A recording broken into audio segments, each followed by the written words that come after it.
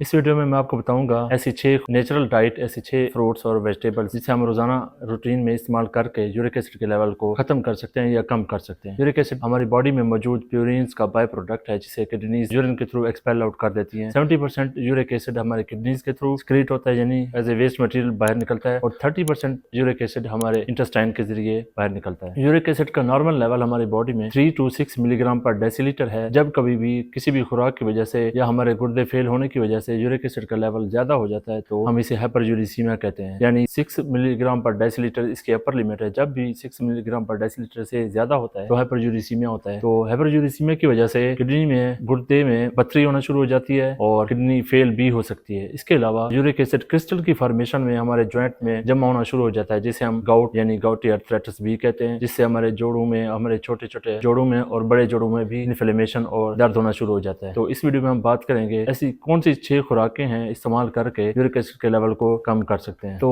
پہلے نمبر پر آتا ہے اجوائن یعنی سیلری سیڈز۔ اجوائن میں موجود تھائمول ایک ایسا کمپاؤنڈ جو کڈنیز کو سٹیمولیٹ کرتا ہے اور یورک ایسڈ کے لیول کو کم کرتا ہے۔ اس کے علاوہ تھائمول اینٹی انفلیمیٹری بھی ہے، یعنی گنٹیا یا گاؤٹ کی وجہ سے جو آپ کے جوڑوں میں انفلیمیشن ہوتی ہے، سوجن ہوتی ہے، اس کو بھی کم کرتا ہے۔ اس کے علاوہ دوسرے نمبر پر اگر بات کریں تو آج کل موسم ہے کنو یعنی مالٹے سنترے کا۔ سنترے میں موجود وٹامن سی آپ کے کڈنیز میں موجود یوریٹ کو کم کرتا ہے، جس سے یورک ایسڈ بننے کے چانسز کم ہو جاتے ہیں۔ تو وٹامن سی کا اگر آپ 2 سے 3 مالٹے روزانہ کی بنیاد پر کھاتے ہیں تو آپ کو یورک ایسڈ کے کم ہونے کے چانسز بڑھ جاتے ہیں اور گھنٹے سے بچ سکتے ہیں۔ تیسرے نمبر پر اگر بات کریں تو پانی کا بہت زیادہ استعمال ہائیڈریشن اور ہمارے کڈنیز کے لیے بہت ضروری ہے، یعنی کڈنیز کو پراپر فنکشن کے لیے ہائیڈریشن کی ضرورت ہوتی ہے جو ہم پانی کی صورت میں پرووائڈ کرتے ہیں۔ چوتھے نمبر پر جو چیز ہے وہ چیری ہے۔ چیری میں موجود اینتھوسیاننز ایسے کمپاؤنڈ جو اینٹی انفلیمیٹری ہیں، یورک ایسڈ کے لیول کو کم کرتے ہیں اور سوجن کو بھی کم کر دیتے ہیں۔ پانچویں نمبر پر اگر بات کریں تو عام مارکیٹ میں پائے جانے والا کھیرا کوکمبر، اس میں موجود 90% پانی ہوتا ہے۔ پانی ہماری کڈنیز کی ہائیڈریشن یعنی سیکریشنز کے لیے بہت ضروری ہے۔ اس کے علاوہ کھیرے کی الکلی نیچر ایسی نیچر ہوتی ہے جو یورک ایسڈ کو نیوٹرل کر دیتی ہے، یعنی اس کے فنکشن کو بالکل ویسٹ کر دیتی ہے یا نیوٹرل کر دیتی ہے، اور کرسٹل فارمیشن سے یعنی یورک ایسڈ کے جو کرسٹل ہوتے ہیں ان کی فارمیشن سے روک دیتی ہے۔ چھٹے نمبر پر اگر بات کریں تو